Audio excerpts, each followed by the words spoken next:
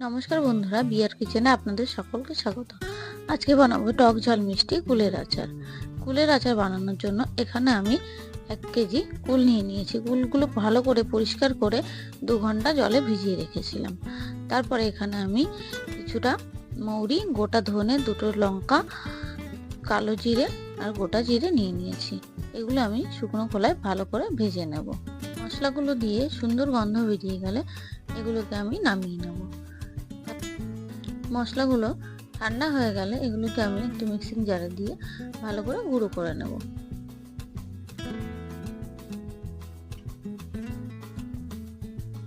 এখানে আমি 1 কেজি কুলের জন্য 750 গ্রাম আখের গুড় নিয়ে নিয়েছি।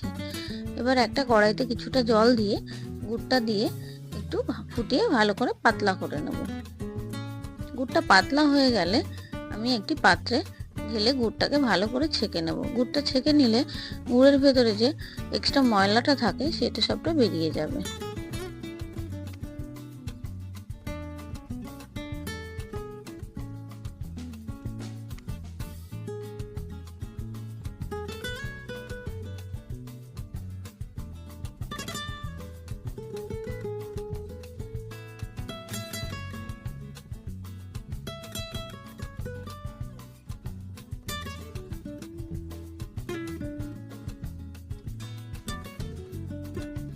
দেখুন গুড়ের ভিতরে কত ময়লা ছিল, ময়লাগুলো আমি ছেঁকে বার করে দিলাম।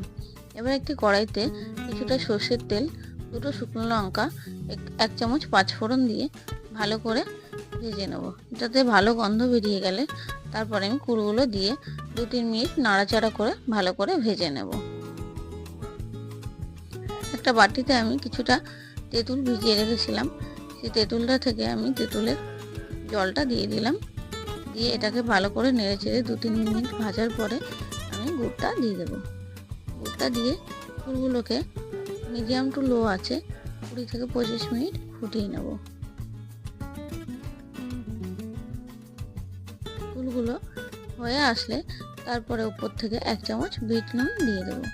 বিট নুন দিয়ে ভালো করে নাড়িয়ে চাড়িয়ে আমি ভেজে রাখা গুঁড়ো মশলাটা দিয়ে মিনিট 2 ফুটিয়ে নামিয়ে দেবো। তৈরি হয়ে গেল আমাদের টক ঝাল মিষ্টি কুলের আচার। ভিডিওটি ভালো লাগলে লাইক, শেয়ার, কমেন্ট করে অবশ্যই পাশে থাকবেন।